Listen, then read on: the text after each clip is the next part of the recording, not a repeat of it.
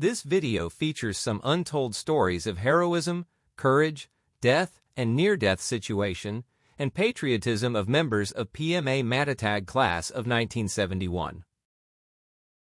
On the night of December 31, 1969, Achilles Archie Almario, PMA 71, was on his way home to Sta. Mesa, Manila. The cadets were on Christmas break after participating in the traditional AFP Day celebration at Camp Aguinaldo. As he neared his house, Archie saw an apartment building on fire. Big plume of rising dark smoke was visible kilometers away. Shirtless men were running everywhere desperately trying to save their belongings. Others were trying to hose their roofs. People on the street were pointing to 8 children trapped in the burning building. They were frantically crying for help. Without wasting any time, Archie clambered up the building's fire escape. A gymnast, he had no problem doing so. His only problem was that the metal stair was starting to heat up.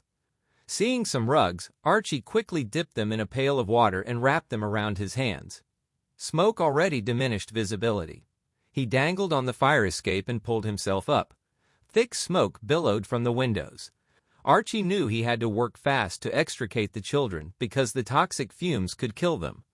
Groping in the dark with his mouth covered by wet rugs, he found the trapped kids in one of the rooms. He held them together, then led them to the fire escape. One by one, he brought the children down, passing them on to the people waiting on the ground. Unmindful of being hit by falling beams from the burning building, Archie climbed up and down the fire escape until he got all the children out. For this act of heroism, Archie was awarded the Bronze Cross Medal by General Manuel T. Yan, the Chief of Staff of the AFP at Camp Aguinaldo.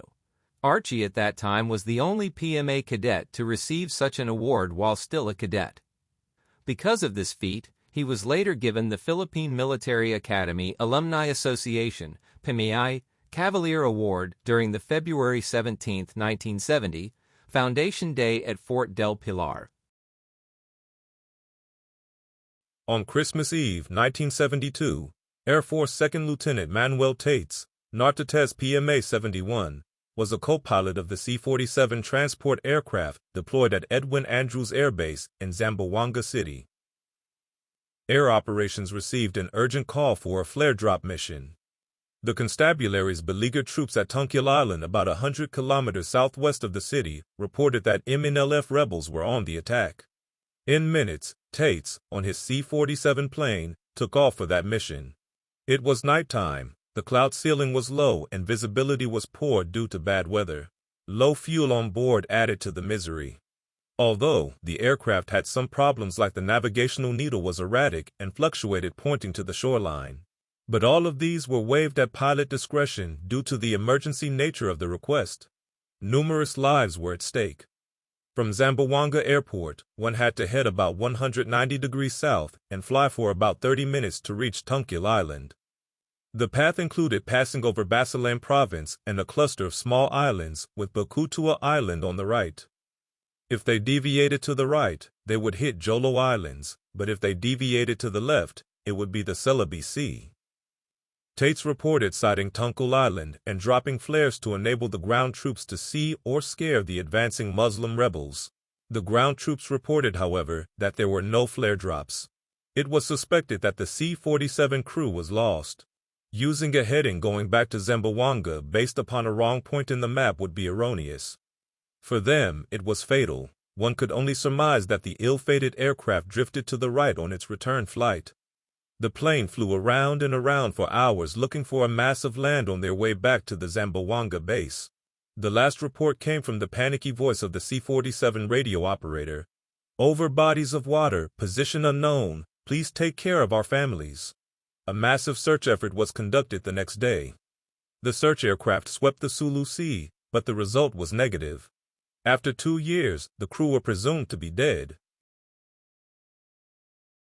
In another incident, Dan Bologna recalled a horrific flight that happened at a Muslim rebel-controlled area at Parang, Cotabato. Dan was waiting almost the whole day for Colonel Daniel Lira, PMA 51. The colonel was talking to some people regarding his missing brother, Captain Furman Lira. The long wait gave the Muklos, Visayan slang for Muslims, all the time to figure out how Dan and his chopper would exit the area. The Muslims knew that sooner or later, Dan's chopper would leave, so they, the Muklos, waited for the chopper in the shoreline bordering the 4th PC Zone headquarters in Parang. The rebels knew too that the probable route of Dan was toward the sea, to avoid the land route after the chopper was hit by the rebels while doing treetop flying inbound to Parang. On his part, Dan thought the route towards the sea was safe. When he took off, from the corner of his eye, he saw rebels on board a banca firing at them. The chopper's right rudder was hit right at the corner of the footrest. A little inch more deviation, the bullets could have hit my balls or belly, Dan said. The heli was under fire the entire way. Dan continued, my co-pilot's windshield got a hole. The initial hits were all in front. Our gunners were caught flat-footed and was not able to return fire. I quickly deviated from the line of fire and checked my rudder, sticks, freedom of movement, engine and flying instruments. Everything seemed okay. Unluckily, our lone passenger, Colonel Lira, got hit in the buttocks when we were flying away. He remembered Lira slapping his back hard. I got hit. The usually short flight from Parang to Awang Airport seemed like eternity. Dan wasn't worried anymore about flight control. He was more concerned about the condition of Lira. He kept looking back to check on the colonel. Upon arrival at Awang Airport, another chopper piloted by his Mr. Pop was waiting. Pop saw the blood that amassed on the chopper's floor deck shaking like jelly. Pop flew Lira to PC Hill Hospital in the city. The colonel's blood pressure was almost zero then, but he survived to become a general.